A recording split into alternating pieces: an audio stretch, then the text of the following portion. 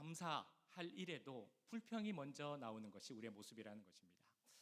우리 많은 교회들이 추수감사절이 오기 전 주일, 그러니까 보통 11월 셋째 주일을 추수감사주일로 지킵니다.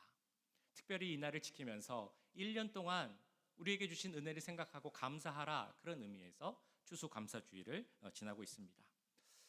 올해 추수감사주일은 어떤 마음으로, 어떤 모습으로 준비하고 맞으셨습니까? 정말 나에게 감사할 일이 많아서 그 일에 감사하기 위하여서 그런 마음을 갖고 추수감사주일을 맞으셨습니까? 아니면 매년 지나가는 또 다른 하나의 절기 중 하나로 추수감사주일을 맞고 계십니까? 추수감사일, 땡스기빙의 그 기원은 아마 잘 아실 것입니다. 우리 청교도들이 신앙의 자유를 찾아서 신대륙을 찾았습니다. 그래서 미국 땅에 오게 되었죠. 근데 오랜 기간의 여행으로 말미암아 이 청교도들은 완전히 기력이 쇠했습니다. 몸이 약해졌고, 그래서 배에서 땅으로, 육지로 내리지 못할 정도까지 그렇게 쇠약해진 상태였습니다. 그런데 그것을 알게 된 그 우리 미국에 있었던 인디안 부족, 완파노아그라는 부족이 그걸 알게 되었습니다. 그래서 그들을 도와주기 위하여서 그들이 갖고 있는 작은 배를 갖고 그 청교도들이 타고 온 배 메이플라워에까지 올라갑니다. 그래서 내리지 못했던 그 청교도 백인들을 다 이렇게 안고 내려서 땅으로 내려오게 하죠. 병을 낫게 했고 또 먹을 것을 주었고 그들의 마을인 플리머스 마을을 건축하는 데 도움도 주었습니다. 인디언 부족 중에는 이 청교도, 낯선 백인들을 싫어하는 부족도 있었습니다. 그래서 그들이 이 청교도들을 공격하려고 할 때 이 완파노아그 부족은 그것을 막아서 청교도들을 보호해 주었습니다. 뿐만 아니라 이들이 먹을 것이 없으니까 옥수수 농사하는 법을 알려주어서 어떻게 농사짓고 먹고 살 수 있는지를 알려주었습니다. 그래서 그렇게 시간이 지나서 농사지은 것들을 다 수확하고 나서 이 청교도들이 너무 감사해서 완파노아그 부족을 불러서 함께 식사를 나누고 만찬을 나눈 때가 있었습니다. 이때가 바로 추수감사절의 그 시작이 되는 겁니다. 유래가 되는 것이죠. 그래서 추수감사절은 원래 처음에는 매사추세츠하고 코네티컷에서 시작을 했습니다. 그래서 그것이 점차 미국 전역으로 확장하게 된 것입니다. 한때는 이 추수감사주일이 국경일이 아닌 적이 있었습니다. 이거는 왕정의 어떤 그런 유산이다라고 해서 이걸 금지시킨 적이 있었는데 링컨 대통령이 다시 이 추수감사절의 의미를 생각하면서 국경일로 부활을 시켰습니다. 링컨 대통령이 추수감사절을 선포하면서 이런 포고문을 내렸다고 합니다. 나는 우리의 경건한 조상 청교도들이 미국 땅에 감사의 씨로 뿌린 신앙의 유산을 우리 후손들이 잘 계승하도록 이런 이날을 국가 축제일로 선포합니다. 그 이후로 추수감사절, 그리고 우리가 지키는 추수감사주일을 계속 드리게 되는 것입니다. 우리 믿음의 선조들이 뿌린 많은 감사의 씨앗들이 있습니다. 그렇다면 우리들은 그 후손으로서, 하나님의 자녀로서 우리가 어떤 삶을 살아야 하는가, 그 뿌려진 씨앗 위에 세워진 우리의 신앙이기 때문에 우리는 감사의 열매를 맺어가며 살아야 한다는 것입니다. 어떻게 하면 감사의 열매를 맺을 수 있을까? 오늘 보신 시편 100편 말씀을 통해 함께 은혜를 나누도록 하겠습니다. 시편 100편은 대표적인 감사시입니다.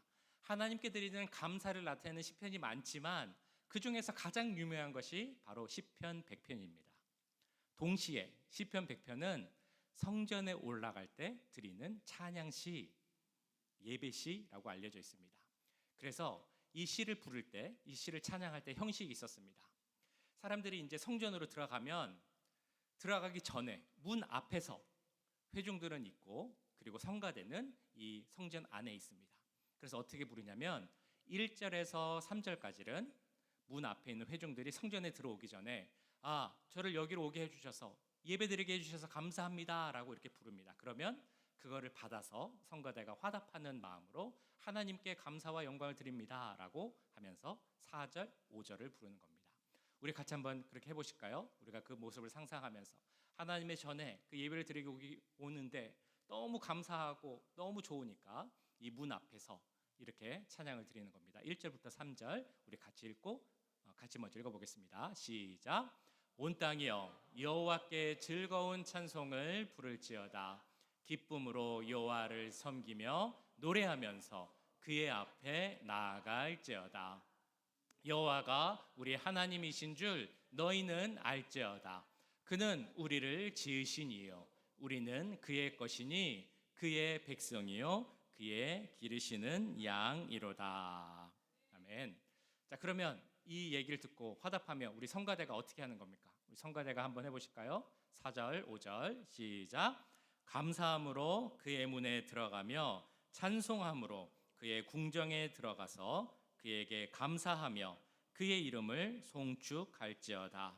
여호와는 선하시니 그의 인자하심이 영원하고 그의 성실하심이 대대에 이르리로다. 아멘. 이 말씀이 의미하는 바가 무엇이겠습니까? 우리가 예배드리러 나갈 때, 교회 오고 하나님 앞에 나아갈 때 주 앞에서 먼저 할 것은 감사라는 것입니다. 우리 기독교에 있어서 정말 중요한 것 한 가지를 꼽아보자면 그건 바로 예배일 것입니다. 사실 뭐 다른 종교도 예배라는 것은 다 중요하겠지만 특별히 우리 기독교는 예배 드리는 것이 중요합니다. 예배를 잘 드려야 합니다. 그런데 그 예배 드릴 때 예배 드리기 위해서 우리가 무엇을 준비하고 나와야 되느냐? 오늘 말씀에 의하면 바로 감사의 마음을 갖고 나와야 한다는 것입니다. 하나님께 나올 때 무엇을 갖고 나오라고 말씀하고 계신다고요? 바로 감사입니다. 감사하면서, 언제나 감사하면서 그 감사의 마음으로. 그러니까 감사는 예배의 필수 요소입니다. 그 감사가 내게 좋은 일이 있으니까 드리는 감사가 아니라는 것입니다.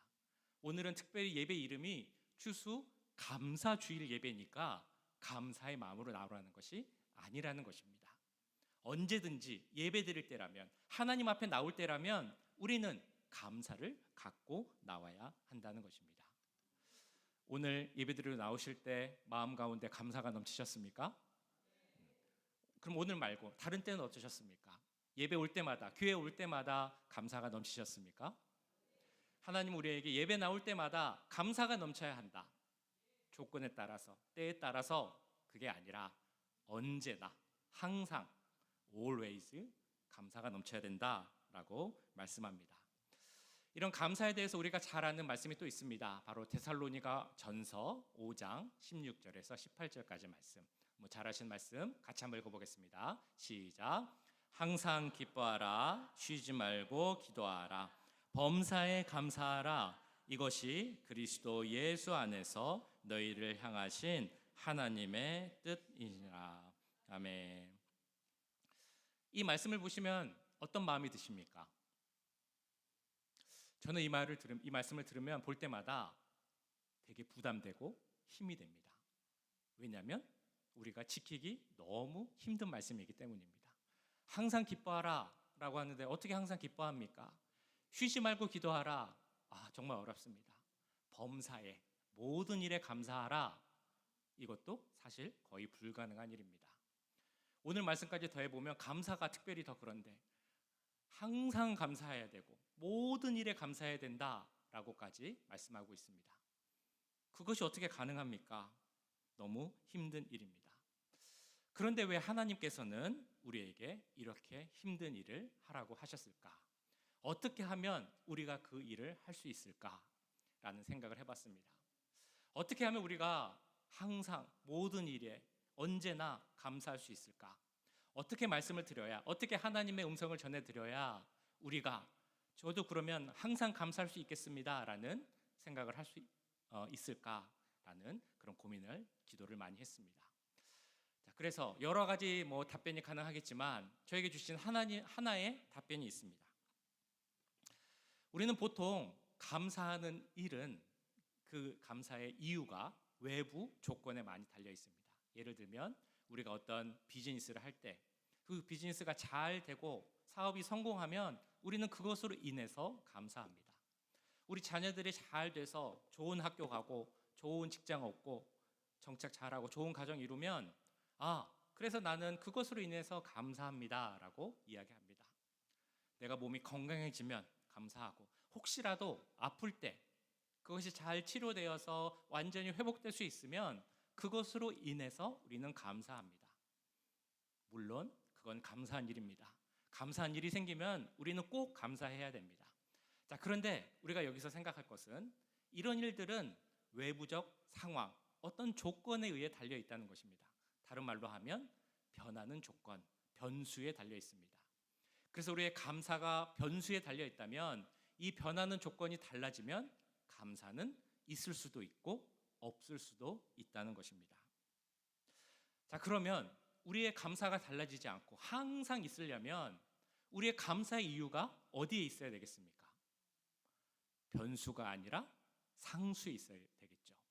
다시 말하면 변하지 않는 것, 항상 그렇게 그 자리에 있는 것, 거기에 있다면, 거기에 감사의 이유가 있다면 우리의 감사는 언제나 그리고 모든 일에 감사할 수 있게 된다는 것입니다. 우리들은 변하지 않는 그런 감사 이유를 갖고 있을까요? 변하지 않는 감사의 조건이 있으십니까? 그 변하지 않는 감사의 조건에 대해서 오늘 시편 100편에서는 이렇게 말씀을 합니다. 첫 번째는 바로 하나님과의 우리의 관계가 변하지 않는다. 하나님은 우리의 영원한 목자이시기 때문에 우리는 영원한 감사를 드린다라고 말씀하고 있습니다. 우리 같이 3절 한번 더 읽어보겠습니다. 시작. 여호와가 우리 하나님이신 줄 너희는 알지어다. 그는 우리를 지으시니요 우리는 그의 것이니 그의 백성이요 그의 기르시는 양이로다. 아멘. 여기서 변하지 않는 것이 무엇이라고 말씀드렸습니까? 하나님과 우리의 관계가 변하지 않습니다. 하나님이 우리를 지으셨다는 것, 이것은 변하지 않습니다. 우리가 하나님의 백성이자 하나님의 소유가 되었다는 것도 변하지 않습니다. 하나님이 우리의 목자가 되셨고 우리는 하나님의 양이 되었다는 사실도 변하지 않습니다. 이것이 변하지 않는 관계라는 것을 우리가 확신한다면 그 관계로 말미암아 우리는 항상 감사할 수 있게 됩니다. 하나님이 우리의 목자가 되셨다, 우리가 하나님의 소유가 되셨다라는 그 말씀의 의미는 하나님이 우리를 책임지신다, 하나님이 우리의 모든 것을 책임지신다라는 그런 의미입니다.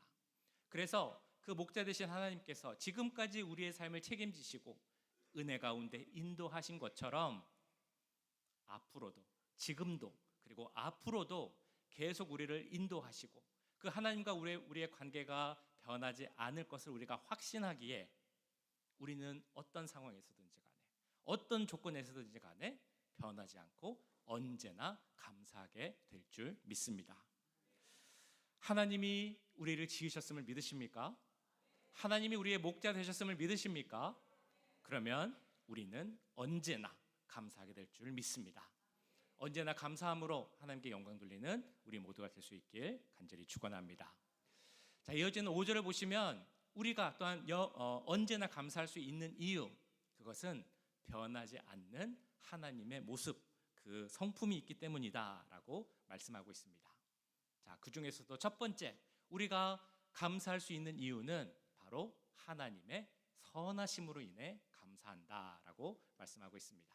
자, 5절 말씀 우리 한 번 더 읽어보겠습니다. 시작.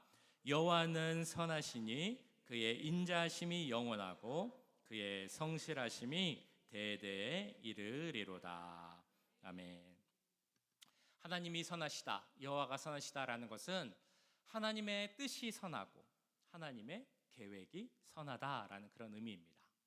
하나님의 뜻이 선하고 하나님의 계획이 선하면 하나님이 인도하시는 그 모든 일의 결과도 선하게 될 줄 믿습니다. 하나님의 성품이 변하지 않는다면 우리의 모든 삶의 모습들, 그 결과들은 선하게 된다는 것입니다. 그렇기 때문에 이것을 믿고 확신하는 사람들은 혹 우리 삶 가운데 어려운 상황, 어려운 일들이 생긴다 할지라도 그래도 선하신 하나님이 선한 길로 인도하실 것을 믿기 때문에 내가 감사할 수 있다라고 이야기하게 되는 것입니다. 이에 대해서 로마서 8장 28절은 이렇게 이야기하고 있습니다. 우리가 알거니와 하나님을 사랑하는 자 곧 그의 뜻대로 부르심을 입은 자들에게는 모든 것이 합력하여 선을 이루느니라. 아멘. 우리는 모두 살아가다 보면 삶에 어려움이 있을 수밖에 없습니다. 고난, 어려움을 당하게 되죠. 올 한 해를 돌아보셨을 때 혹시 경험하신 어려움이 있으십니까? 남모르게 말 못했던 어떤 아픔들, 상처들, 아무도 모르고 나만 아는 그런 고난들 경험하셨는지 모르겠습니다. 그런 것을 경험하고 나면 사실 감사하는 것이 쉽진 않습니다. 감사해야 된다는 것을 알지만 그럼에도 감사하는 것은 쉽지 않습니다. 오히려 이런 생각이 들죠. 나는 정말 힘들고 어려운데 귀에서 와서 그래도 감사해야 돼 라고 하면 내 사정도 모르면서 무조건 감사하라고만 하네.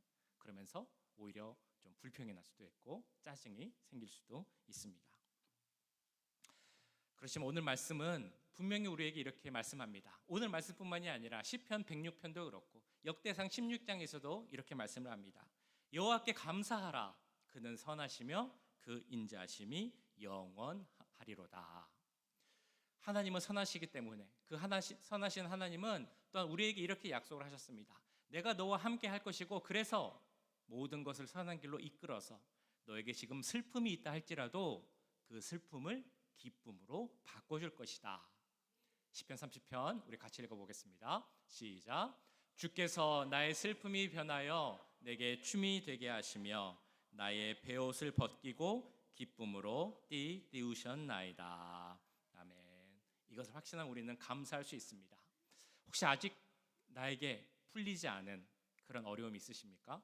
고난이나 문제, 아픔, 상처 아직 남아있는 것이 있으시다면 이렇게 기도하시기 바랍니다. 하나님은 선하시기 때문에 내가 그 하나님 선하신 하나님을 믿습니다. 하나님 붙잡고 기도합니다. 그러니까 저희 모든 문제를 해결하여 주옵소서. 제가 감사하며 기도합니다. 이렇게 기도하실 때 그 모든 문제들을 우리 선하신 하나님께서 다 해결해 주실 줄 믿습니다. 그 크신 하나님의 역사를 바라보며 올 한 해를 마무리할 수 있는 우리 모두가 될 수 있길 간절히 소원합니다. 또한 두 번째 성품, 하나님의 인자하심이 있기 때문에 우리는 그 영원히 항상 감사할 수 있습니다. 지난주에 인자에 대해서 말씀드렸습니다. 우리가 부르는 찬양, 주의 인자가 생명보다 나음으로 내 입술이 여호와를 찬양합니다 라는 그 가사의 의미를 설명드렸습니다. 여기서 인자가 무엇이라고 말씀드렸습니까? 인자를 다른 말로 하면 자비, 혹은 다른 말로 하면 하나님의 크고 지극한 사랑, 이것이 인자다라고 말씀드렸습니다. 근데 그 인자가 어떠냐면 생명, 즉 이 세상에 있는 어떤 크고 중요하고 가치 있는 물건보다 더 귀하다. 하나님의 사랑이 가장 크고 귀하다라는 선포라고 말씀드렸습니다. 하나님의 인자하심은 크고 위대하십니다. 그런데 그 하나님의 크신 사랑, 인자가 바로 우리를 향해 있다는 것입니다. 여기 계신 한 분 한 분을 향해 하나님의 크고 변하지 않는 그 성품, 인자하심과 사랑이 우리를 향해 있음을 믿으시기 바랍니다.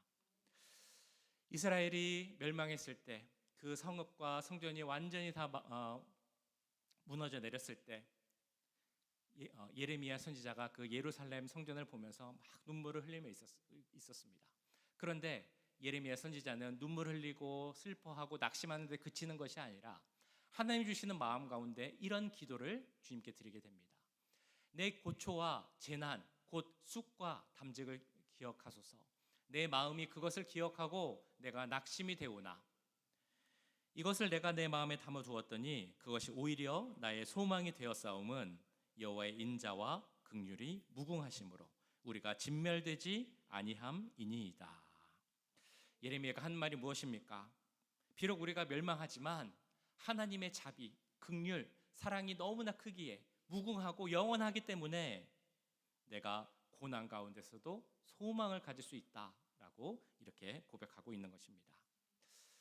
우리가 오늘 이 시간 어렵지만 고난도 있지만 그래도 소망 가운데 또 앞날을 계획하며 기대하며 살아갈 수 있는 이유가 무엇이겠습니까? 바로 하나님의 인자하심 때문입니다. 그 사랑 때문입니다. 아들 예수 그리스도를 우리에게 보내주신 그 크고 무한하신 사랑 때문입니다. 우리가 그 사랑을 안다면, 그것이 변하지 않는 것이라는 것을 믿는다면 우리의 삶 가운데는 언제나 감사가 넘치게 될 줄 믿습니다. 자, 마지막으로 우리가 감사할 수 있는 또 다른 이유, 바로 하나님의 성실하심으로 인해서 감사할 수 있습니다. 성실하심은 무엇이냐? 다른 말로 인하면 신실하심이라는 이유입니다. 우리가 항상 감사할 수 있는 이유가 변하지 않는 것이 있기 때문이다라고 말씀드렸는데요. 이 말씀에서 그것을 다시 한번 말씀합니다. 하나님은 신실하신 분입니다. 그 말은 곧 하나님은 변하지 않는 분이시고, 하나님은 한 번 하신 약속을 절대 깨지 않고 그대로 지키시는 분이십니다 라는 것이 바로 우리 하나님의 성실하심의 의미입니다. 하나님은 신실하시기 때문에 한 번 주신 약속의 말씀을 변케 하시지 않고 그대로 지키시기 때문에 그 변하지 않는 하나님의 신실하심을 바라보며 우리는 항상 기뻐하고 감사할 수 있다는 것입니다. 하나님의 신실하심에 대해서 신명기 7장에서는 이렇게 선포합니다. 그런즉 너는 알라, 오직 내 하나님 여호와는 하나님이시요 신실하신 하나님이시라. 우리 하나님이 신실하신 그리고 성실하신 하나님임을 믿으십니까? 그렇다면 우리에게 주신 하나님의 말씀, 그 약속의 말씀도 모두 믿으시기 바랍니다. 하나님은 여러 가지 정말 많은 약속의 말씀을 성경을 통해 주셨습니다. 그런데 우리가 신앙생활을 할 때 항상 기억하고 그로 인해 감사해야 할 것들, 제가 오늘 4가지를 준비하였습니다. 우리 4가지를 같이 읽으면서 우리 신실하신 하나님을 함께 기억하기 원합니다. 첫 번째, 로마서 5장 8절 말씀. 자, 같이 읽겠습니다. 시작. 우리가 아직 죄인 되었을 때에 그리스도께서 우리를 위하여 죽으심으로 하나님께서 우리에게 대한 자기의 사랑을 확증하셨느니라. 두 번째, 로마서 8장 1절 2절. 시작. 그러므로 이제 그리스도 예수 안에 있는 자에게는 결코 정죄함이 없나니 이는 그리스도 예수 안에 있는 생명의 성령의 법이 죄와 사망의 법에서 너를 해방하였습니다. 아멘.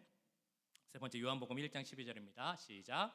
영접하는 자 곧 그 이름을 믿는 자들에게는 하나님의 자녀가 되는 권세를 주셨으니. 아멘. 마지막 빌립보서 4장.